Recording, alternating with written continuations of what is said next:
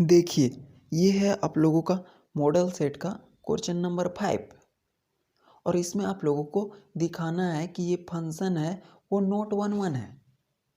So that the function f from R to R मतलब real number से real number defined by f of x is equal to x square plus 4x plus 30 by में x square minus 8x plus 18 is not 1 इसको आप लोगों को ना 1 नहीं है वो बताना है। और एक चीज़ और, आप लोगों का क्वेश्चन में यहाँ पे टाइपिंग मिस्टेक हो गया है, x का पावर 4 दिया है, यहाँ पे एक्स स्क्वायर होगा।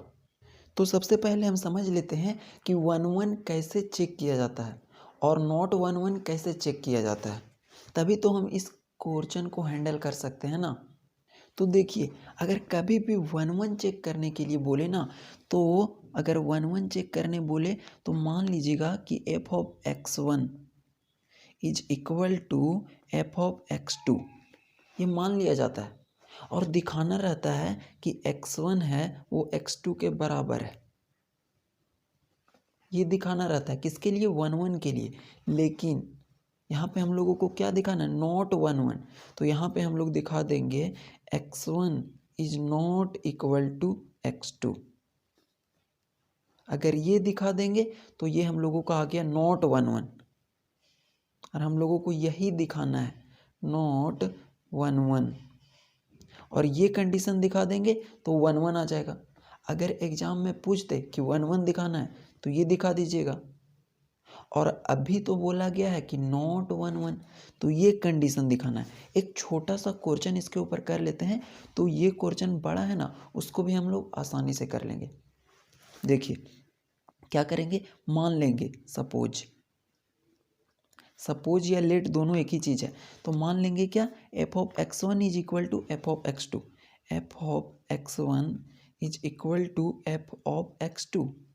इसका मतलब क्या है कि ये जहाँ पर फंक्शन है ना वहाँ पर x1 डाल दीजिए इस साइड, 2x1 प्लस 3 और राइट साइड में x2 है तो इसमें x2 कर दीजिए, 2x2 प्लस 3 से 3 कैंसिल हो जाएगा तो क्या बचेगा, 2x1 is equal to 2x2। यहाँ 2 से 2 भी कैंसिल हो जाएगा तो बचेगा x1 is equal to x2। तो ये कैसा फंक्शन हो गया? देखिए ये कंडीशन ला दिए x1 is equal to x2 तो ये 1 आ गया।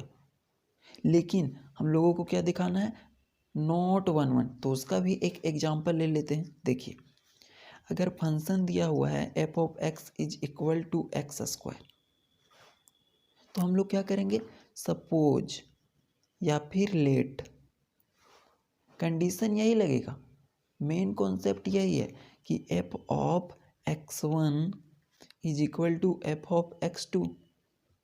जिधर x1 है वहाँ पर यहाँ पे x1 कर देना है तो x1 का स्क्वायर और राइट साइड में x2 का स्क्वायर।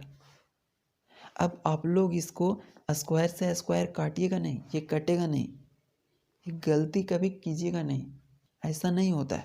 हम लोग क्या करेंगे कि स्क्वायर को उस साइड करेंगे तो कहाँ जाएगा, अंडर रूट में।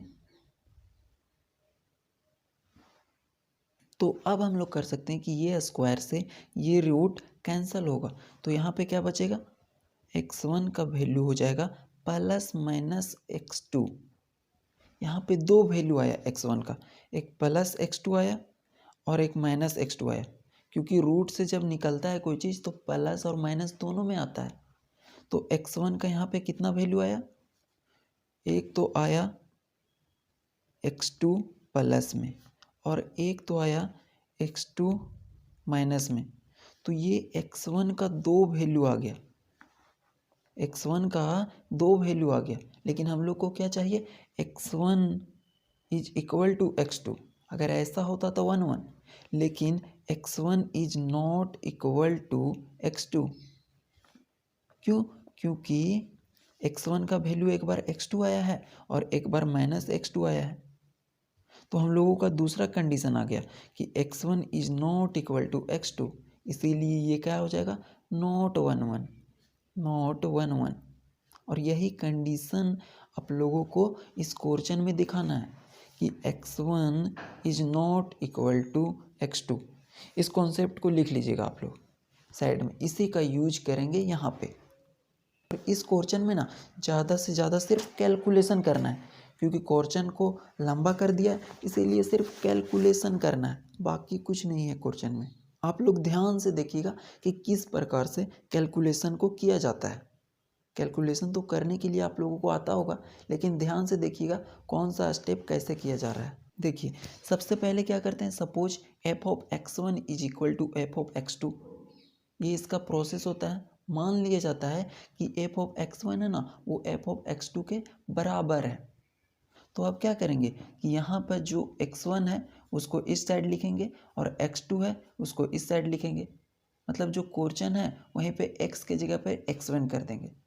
तो देखिएगा यहाँ से हो जाएगा x1 का square plus 4x1 plus 30 by में x1 का स्क्वायर प्लस माइनस है यहाँ पे 8x1 प्लस 18। ये हम लोग एफ ऑफ x1 का वैल्यू लिखें, इसीलिए यहाँ पे जहाँ पर x था वहाँ पे x1 कर दिए। अब राइट साइड में लिखेंगे एफ ऑफ x2 का वैल्यू, और एफ ऑफ x2 में जहाँ पर x था वहाँ पे x2 कर देंगे। तो यहाँ से हो जाएगा x2 का स्क्वायर प्लस 4x2 प्लस 30 बट्टा में हो जाएगा x2 का स्क्वायर माइनस 8x2 प्लस 18। अब इसको हम लोग क्या करेंगे कि क्रॉस मल्टीप्लिकेशन कर देंगे। क्रॉस मल्टीप्लिकेशन, ये ऊपर वाले को इसके साथ और इसको इसके साथ मल्टीप्लाई करेंगे। तो देखिएगा x1 का स्क्वायर प्लस 4x1 प्लस 30, ये इसको लिख लिए। इसको मल्टीप्लाई करेंगे क्रॉस मल्टीप्लिकेशन इसके साथ, x2 का स्क्वायर माइनस 8x2 प्लस 18, ये हो गया। अब इसको मल्टीप्लाई करेंगे इसके साथ, तो यहाँ से देखिएगा x1 का स्क्वायर माइनस 8x1, ये इसका वैल्यू लिख रहे हैं, प्लस 18। अब इसको मल्टीप्लाई करेंगे किसके साथ, क्रॉस मल्टीप्लिकेशन ऊपर वाले के साथ।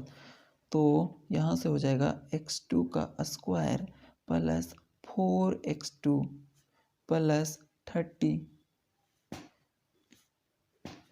ये आ गया आप लोगों का वैल्यू। देखिएगा अब इसके और इसके बीच में कैलकुलेशन कर देंगे, मतलब इसको इसके साथ मल्टीप्लाई करेंगे, इसको इसके साथ मल्टीप्लाई करेंगे और इसको इसके साथ मल्टीप्लाई करेंगे। फिर ये 4x1 को इन तीनों के साथ मल्टीप्लाई करेंगे, फिर 30 को इन तीनों के साथ मल्टीप्लाई करेंगे। तो चलिए मल्टीप्लाई करते हैं। देखिएगा यहाँ से x1 को मल्टीप्लाई करेंगे तीनों के साथ, तो यहाँ से हो जाएगा x1 का स्क्वायर इंटू x2 का स्क्वायर, फिर हो जाएगा माइनस x1 का स्क्वायर को इसके साथ मल्टीप्लाई करेंगे तो हो जाएगा 8x2 और x1 का स्क्वायर। सिर्फ क्या किया जा रहा है, कैलकुलेशन किया जा रहा है। फिर आगे हम लोग x1 का स्क्वायर को 18 के साथ करेंगे, तो यहाँ से हो जाएगा 18x1 का स्क्वायर, ये हो गया। अब 4x1 को इन तीनों के साथ करेंगे, तो यहाँ से हो जाएगा प्लस 4x1 और x2 का होल स्क्वायर, माइनस इसके साथ करेंगे तो 8 चौक 32, तो 32x1 और x2। फिर इसको 4x1 को इसके साथ मल्टीप्लाई करेंगे, तो यहाँ से हो जाएगा 18 चौक 72x1, तो प्लस 72x1। इसमें सिर्फ कैलकुलेशन जाएगा और कुछ नहीं है। फिर देखिए 30 को मल्टीप्लाई करेंगे इन तीनों के साथ, तो 30x2 का होल स्क्वायर, तो यहाँ से हो जाएगा 30x2 का होल स्क्वायर। और फिर 30 को इसके साथ मल्टीप्लाई करेंगे, तो 30 इंटू -8 करेंगे तो -240 हो जाएगा, और x2 तो -240 x2, और 30 इंटू 18 इज इक्वल टू +540। ये जो पूरा वैल्यू आया ना वो इन दोनों को मल्टीप्लिकेशन करने पे आया। अब हम लोग इसका मल्टीप्लिकेशन करेंगे, तो इसका मल्टीप्लिकेशन ब्लैक पेन से कर देते हैं ताकि आप लोगों को समझ में आए कि हाँ ये वाला मल्टीप्लिकेशन इसका है और ये वाला अब हम इसके साथ करेंगे। तो यहाँ पे x1 का स्क्वायर को इसके साथ मल्टीप्लाई करेंगे, इसके साथ और फिर इसके साथ, तो देखिएगा वैल्यू क्या आता है। तो x1 का स्क्वायर को इसके साथ मल्टीप्लाई करेंगे तो यहाँ से हो जाएगा x1 का स्क्वायर x2 का स्क्वायर, फिर से इसको इसके साथ मल्टीप्लाई करेंगे तो यहाँ से हो जाएगा 4x2 और x1 का स्क्वायर, तो प्लस 4x2 और x1 का स्क्वायर, फिर से इसको 30 के साथ करेंगे तो हो जाएगा +30x1 का स्क्वायर। फिर अब हम लोग ये -8 को इन तीनों के साथ करेंगे तो यहाँ से देखिए क्या होगा, -8x1 इंटू x2 का होल स्क्वायर, फिर होगा 4 के साथ तो -32x1 और x2, फिर ये 8 को इसके साथ मल्टीप्लाई करेंगे तो -240x1।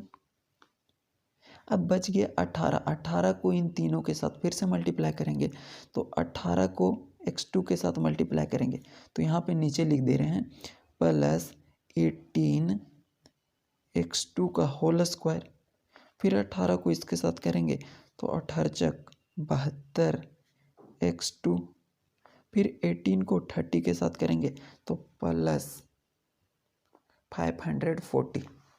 ये कैलकुलेशन आया इसको करने पे और ऊपर वाला आया है इसको करने पे, राइट।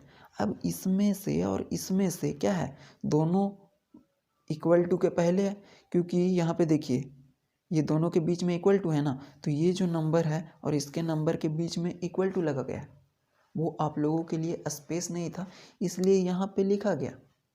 अब यहाँ से ना कुछ टर्म कट जाएगा, यहाँ से और यहाँ से कुछ टर्म कटेगा, जैसे कि x1 का स्क्वायर इंटू x2 का स्क्वायर, यहाँ पर भी देखिए x1 का स्क्वायर इंटू x2 का स्क्वायर, ये दोनों कैंसिल हो जाएगा। ठीक है, आप लोग सोच रहे होंगे कि कट कैसे जा रहा है, ये इक्वल टू के इस साइड और इक्वल टू के इस साइड कटता है। जैसे कि देखिए अगर ऐसे लिखा गया 4x1 is equal to 4x2 तो 4 से 4 कैंसिल हो जाता है, क्योंकि x1 इज इक्वल टू फिर x2 आ जाता है। रीज़न है क्योंकि x1 को अगर हम यहीं रखेंगे और 4x2 है, 4 को इस साइड भेजेंगे तो बाई में आता है और 4 से 4 कैंसिल हो जाता है। इसीलिए जब लेफ्ट साइड के साइड जो नंबर रहता है राइट साइड के बराबर रहता है तो वो कट जाता है, ठीक है ना। तो यहाँ से ये दोनों कटा।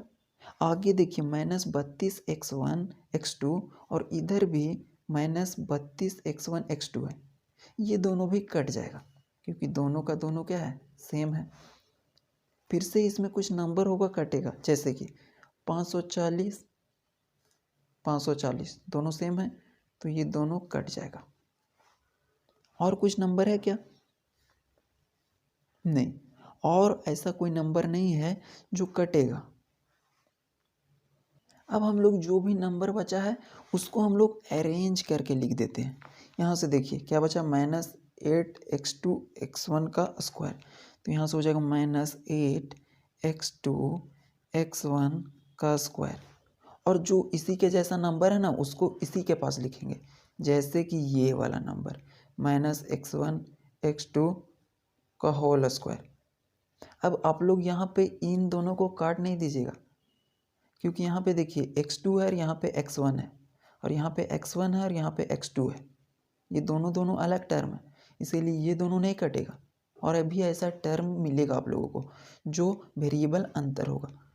तो अब हम लोग अरेंज करके लिख रहे हैं, तो यहाँ से इसको लिखे यहाँ पे, और इसी के जैसा टर्म ये था, तो ये तो इक्वल टू के बाद था, इसको अगर इधर से लाएंगे तो माइनस से ये प्लस हो जाएगा, तो यहाँ से हो जाएगा प्लस 8x1 और x2 का होल स्क्वायर, और प्लस क्या हो गया ये 18, तो 18x1 स्क्वायर, फिर से कोई 18 वाला टर्म होगा। देखिए 18x2 का स्क्वायर, यहाँ पे x1 का स्क्वायर है, यहाँ पे x2 का स्क्वायर है, तो यहाँ से ये प्लस में है, इस साइड आएगा तो क्या हो जाएगा माइनस 18x2 का स्क्वायर, फिर कौन सा बचा ये वाला प्लस 4x1 इंटू x2 का स्क्वायर। 4 वाला टर्म इधर देखिए, तो 4 वाला टर्म यहाँ पे है, तो ये प्लस में है, उस साइड आएगा तो माइनस में आ जाएगा, तो माइनस 4x2 इंटू x1 का स्क्वायर। और इसके बाद कौन सा टर्म है देखिए 72x1, तो यहाँ से नीचे लिख रहे हैं 72x1, ये हो गया।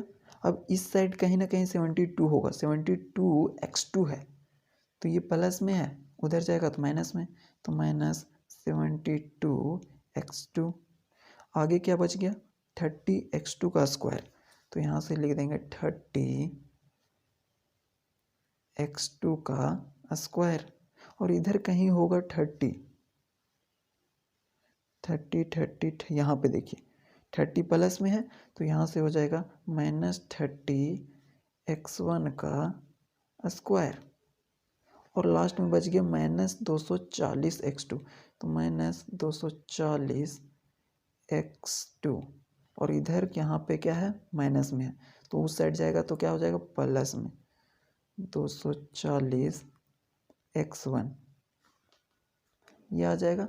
यहाँ पे आप लोगों को अच्छा से दिख रहा होगा 240x1 लिखा गया, और इक्वल टू क्या हो जाएगा 0, क्योंकि इस साइड का जितना भी नंबर था उसको LHS में कर दिए, तो ये हम लोग अरेंज किए हैं, सिर्फ नंबर को क्या किया गया है अरेंज किया गया है। सबसे पहले क्या किए f(x1) is equal to f(x2), उसका वैल्यू को पुट कर दिए, फिर क्रॉस मल्टीप्लिकेशन किए, उसके बाद जो भी वैल्यू आया उसको काट दिए सेम वाला को, उसके बाद वैल्यू को अरेंज किया गया। यहाँ तक आप लोगों को क्लियर होगा। अब यहाँ से हम लोग ना जो सेम टर्म है वहाँ से कुछ कॉमन आएगा, उसको कॉमन लेंगे। तो देखिएगा आगे हम लोग कॉमन लेने वाले हैं, तो इन दोनों टर्म में देखिए -8x2 into x1 square plus 8x1 into x2 का स्क्वायर, इन दोनों में कॉमन हम लोग ले रहे हैं 8 को, तो 8x1 और x2 को कॉमन ले रहे हैं, क्योंकि इसके पास x1 है 2 और इसके पास x1 है 1, तो एक x1 को लिए हैं और x2 को लिए हैं। अब इसके पास बचेगा क्या देखिएगा, ये कॉमन लेने में दिक्कत नहीं होना चाहिए।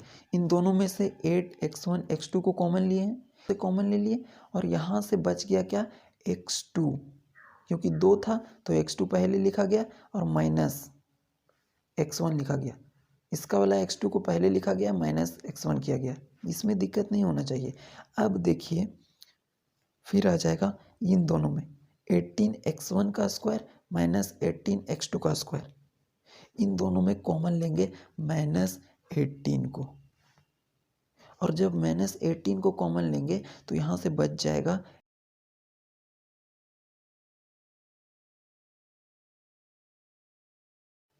x1 और x2 प्लस x1। तो यहाँ पे देखिएगा कैसे लिया गया, इन दोनों में से -18 को कॉमन ले लिया गया है, -18 को कॉमन ले लिए, तो यहाँ पे क्या बचा x2 माइनस x1, क्योंकि x2 का भी 2 था और x1 भी 2 था, और हम लोग जानते हैं कि a square minus b square का फॉर्मूला होता है a माइनस बी और a प्लस बी, तो वही फॉर्मूला को सिर्फ लिख दिया गया कि -18 कॉमन लिया गया, x2 माइनस x1 और x2 प्लस x1, क्योंकि यहाँ पर 2 था और यहाँ पर 2 था, और a square minus b square का फॉर्मूला होता है a माइनस बी और a प्लस बी, यहाँ पे सिर्फ फॉर्मूला को यूज किया गया। तो यहाँ पर भी कॉमन कैसे लिया गया है वो समझ में आ गया होगा। अब हम लोग अगले टर्म में कॉमन लेते हैं, ये 4 वाला में। तो यहाँ से 4x1 और x2 को कॉमन लेंगे, तो प्लस 4x1 इंटू x2 को कॉमन लेंगे, तो जो बचेगा वो हो जाएगा, यहाँ से एक बचेगा x2 और यहाँ से एक बचेगा x1। ये 4 वाला में कॉमन ले लिए। अब हम लोग ये वाला टर्म में कॉमन लेते हैं, 72x1 माइनस 72x2। तो इसको हम लोग नीचे लिख रहे हैं ताकि आप लोगों को अच्छे से समझ में आए। देखिए इन दोनों में -72 को कॉमन लिया जा रहा है। क्या? -72 को। तो क्या बचेगा? x2 minus x1। तो यहाँ से हो जाएगा x2 माइनस x1। तो इसका भी कॉमन लिया गया। अब हम लोग 30 वाला में कॉमन लेते हैं। तो यहाँ से देखिए 30 को कॉमन लिए, प्लस 30 को कॉमन लिए, तो यहाँ से क्या बचा? x2 का स्क्वायर माइनस x1 का स्क्वायर। तो x2 का माइनस x1 का स्क्वायर। और इसी टर्म को हम लोग लिख सकते हैं ए स्क्वायर माइनस बी स्क्वायर का फॉर्मूला पे, ए माइनस बी और ए प्लस बी। तो इसको हम अगले टर्म में लिख देंगे। ऐसा ही यूज किया गया था ऊपर में इसके साथ, ए प्लस बी और ए माइनस बी का फॉर्मूला जो यहाँ पर आएगा। ठीक है, अब उसी प्रकार से हम लोग के पास बच गया कौन सा? -240 वाला। तो यहाँ से लिखेंगे -240, दोनों में से कॉमन लिए तो क्या बचा? x2 minus x1, x2 minus x1 is equal to 0। ये हम लोगों का सब में कॉमन लिया गया। एक बार फिर से समझ लीजिए, इन दोनों में से क्या कॉमन लिया गया? 8x1 x2। तो यहाँ पे x2 माइनस x1 बच गया, क्योंकि x2 यहाँ पे 2 था और x1 यहाँ पे 2 था, तो एक एक बच गया, तो वही लिख दिया गया। और यहाँ पे क्या कॉमन लिया गया? -18 को, -18 को कॉमन लिया गया, तो यहाँ से बचा x2 का स्क्वायर माइनस x1 का स्क्वायर। और इसका फॉर्मूला होता है ए स्क्वायर माइनस बी स्क्वायर का फॉर्मूला होता है ए माइनस बी ए प्लस बी, वही लिखा गया। इन दोनों में से कॉमन लिया गया प्लस 4x1 x2 को, तो दोनों के पास बच गया x2 माइनस x1। और फिर -72 को कॉमन लिया गया यहाँ से, तो यहाँ से बचा x2 माइनस x1 प्लस 30 वाला से कॉमन लिया गया 30 को, तो यहाँ से बच गया x2 का स्क्वायर माइनस x1 का स्क्वायर। और इसी का फॉर्मूला होता है ए स्क्वायर माइनस बी स्क्वायर, जो यहाँ पर तोड़ करके लिखा गया। तो यहाँ पे हम लोग ए स्क्वायर माइनस बी स्क्वायर का फॉर्मूला आगे यूज कर देंगे, और माइनस इन दोनों में कॉमन लिया गया 240, x2 minus x1 is equal to 0। इतना आप लोगों को क्लियर होगा। अब हम लोग क्या करते हैं ना, कि ये जो फॉर्मूला है x2 का स्क्वायर माइनस x1 का स्क्वायर, इसको हम लोग ओपन कर देते हैं ए स्क्वायर माइनस बी स्क्वायर के फॉर्मूला पर। तो उसका फॉर्मूला होता है ए माइनस बी ए प्लस बी। तो सेम टू सेम उसी प्रकार से लिख देते हैं 18x1 x2, यहाँ पे क्या हो जाएगा x2 minus x1। Same to same वही लिखा जा रहा है, बस सिर्फ वहाँ पे खोला जाएगा 18x2 minus x1 into x2 plus x1, उसके बाद प्लस 4x1 x2 और साथ में x2 माइनस x1। यहाँ से इसको लिखेंगे -72 x2 माइनस x1 प्लस 30। इसी को हम लोग खोल रहे हैं ए स्क्वायर माइनस बी स्क्वायर के फॉर्मूला के ऊपर। तो यहाँ से हो जाएगा x2 माइनस x1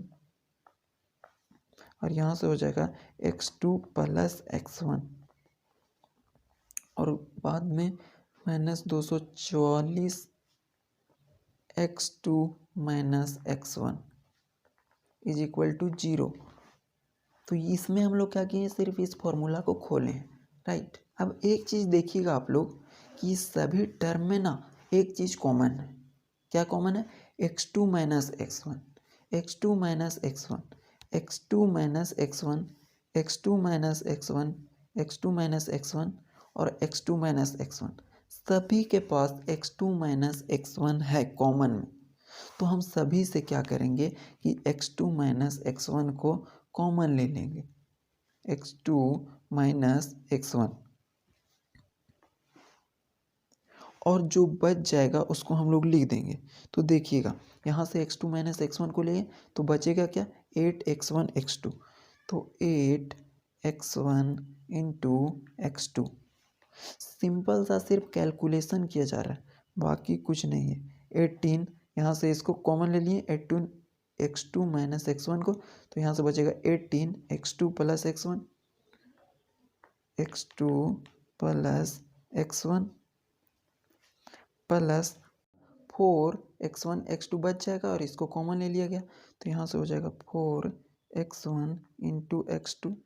अगला टर्म में हम लोग देखिए -72, x2 माइनस x1 को कॉमन लिया गया तो क्या बचेगा, -72, और ये कॉमन ले लिया गया तो यहाँ पे कुछ नहीं बचेगा, प्लस 30 में देखिएगा 30, x2 माइनस x1 को कॉमन ले लिया गया तो क्या बचा, x2 plus x1, x2 plus x1, और -240, x2 माइनस x1 को कॉमन लिया गया तो सिर्फ बचेगा -240 इज इक्वल टू 0।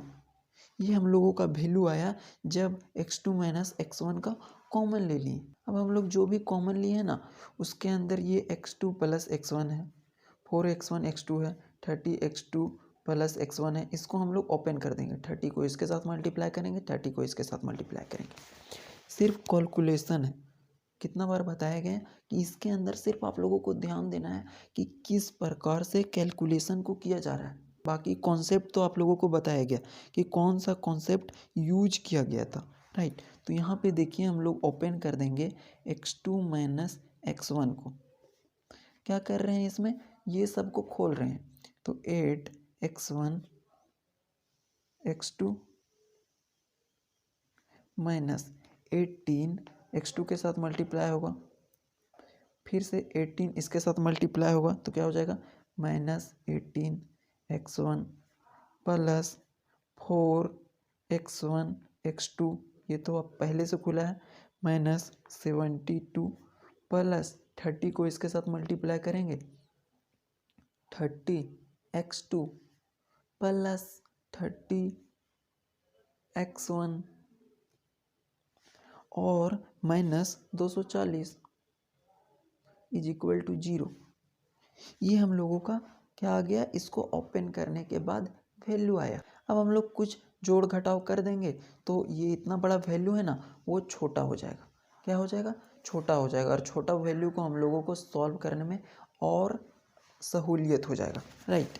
तो यहाँ पे देखिए कुछ जुटेगा कुछ कटेगा, तो 8x1 x2, यहाँ पे है x2, देखिएगा यहाँ पे 8x1 x2 था तो यहाँ पर हो जाएगा 8x1 और x2, तो इसको हम लोग इसके साथ जोड़ सकते हैं, 8x1 x2 को 4x1 x2 को, दोनों सेम टर्म है, तो सेम टर्म है तो दोनों का दोनों जुट जाएगा, तो यहाँ से हो जाएगा x2 माइनस x1, और यहाँ से हो जाएगा 8 और 4 12 x1 x2। देखिए फिर इसमें -18 x2 जैसा टर्म देखिएगा, तो यहाँ पे देखिए x2 30x2 और -18 x2, इन दोनों को जोड़ करेंगे तो क्या वैल्यू आ जाएगा, 30 में 18 जाएगा तो माइनस प्लस, क्योंकि वो नंबर बड़ा है तो 12x2 आ जाएगा, फिर -18 x1 एक्सटर्न वाला टर्म है, हाँ यहाँ पे है, 30x1 में 18 x1 जाएगा तो कितना बचेगा, फिर से बचेगा प्लस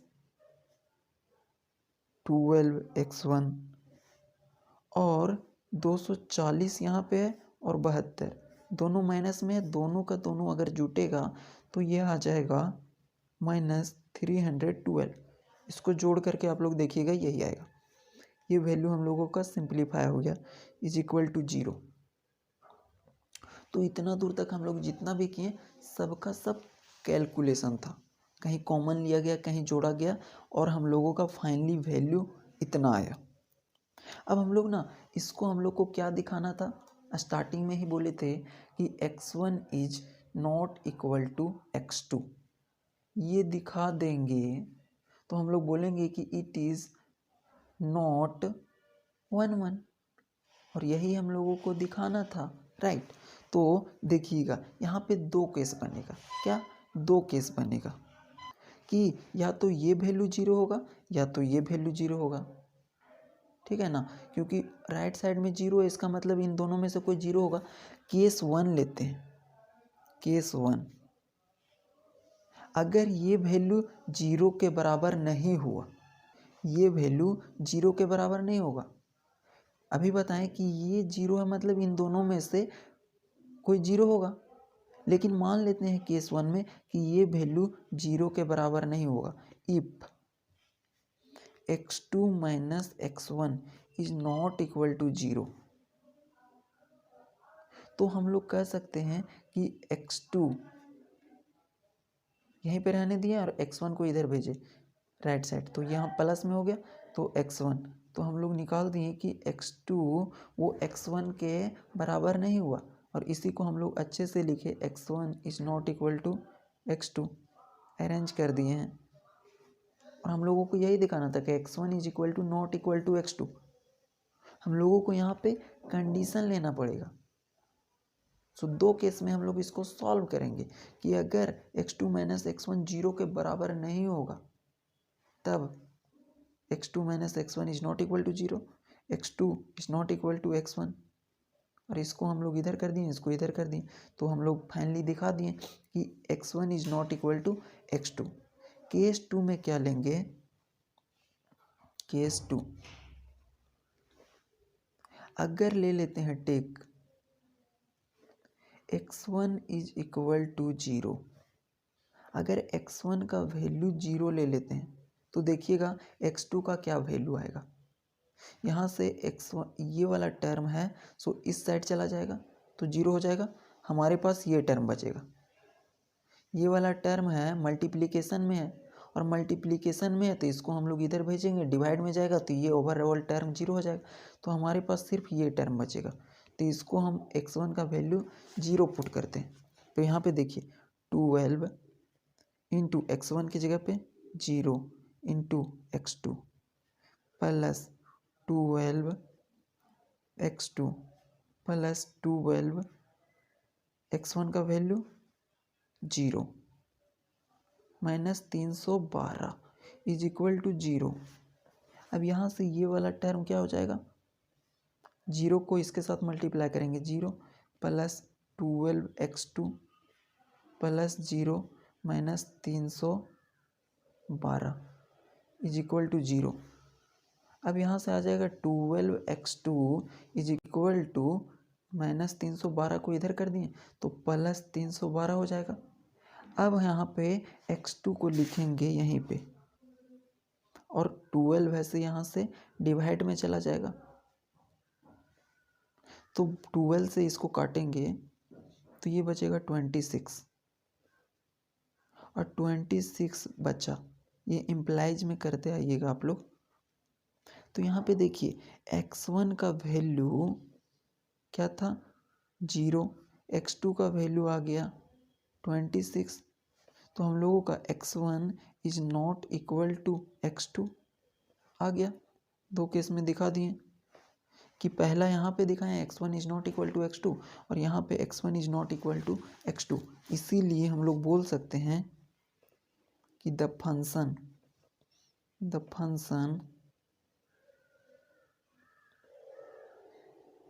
इज नॉट